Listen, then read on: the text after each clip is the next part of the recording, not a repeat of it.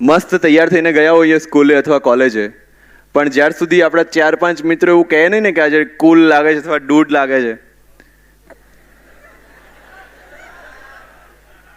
ત્યાર સુધી મજા નથી આવતી. હા, અથવા મસ્ત તૈયાર થઈને એક ફોટો મૂક્યો હોય પાપા કી પરી,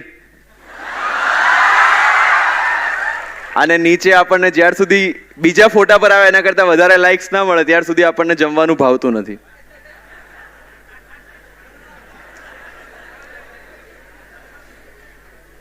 અને એટલું ક્વિક રિએક્શન જોઈએ છે કે 5 મિનિટમાં સામેવાળાએ રિપ્લાય ના આપે તો આપણું ડીપી હટાવી દેવાનું.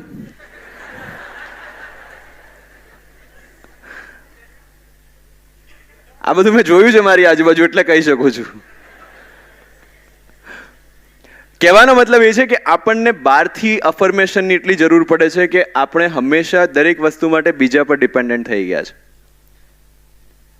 You will have to decide કે આજે જઈને તમે બધા જ વિશેષણો અથવા બધા જ સર્ટિફિકેટો જે તમને સમાજે આપ્યા છે, જે તમને આજુબાજુના લોકોએ આપ્યા છે, એ બધા જ વિશેષણો, એ બધા જ સર્ટિફિકેટ તમારે લખવાના છે 1 by 1 માર્કર પેનથી, અને પછી એ કાગળ ફાડી દેવાનું છે ને બહાર જઈને સળગાવી દેવાનું છે. હું કેવો દેખાઉં છું અથવા હું કોણ છું અથવા હું કઈ રીતે સારો લાગી શકું અથવા સારી લાગી શકું, એ કહેવાનો અધિકાર મેં માત્ર મારા પૂરતો રાખ્યો છે, બીજા કોઈને નથી આપ્યો. બિકોઝ તમે જેટલા તમારી જાતને ઓળખી શકો છો, તમે જેટલા તમારી જાતને સમજી શકો છો, એટલું તમારા સિવાય બીજું કોઈ વ્યક્તિ નથી સમજી શકાતું. આ ફેક્ટ છે, અને એ ફેક્ટને તમે જેટલી જલ્દી એક્સેપ્ટ કરશો એટલું જલ્દી જ તમે લોકોની વચ્ચે મળી શકશો.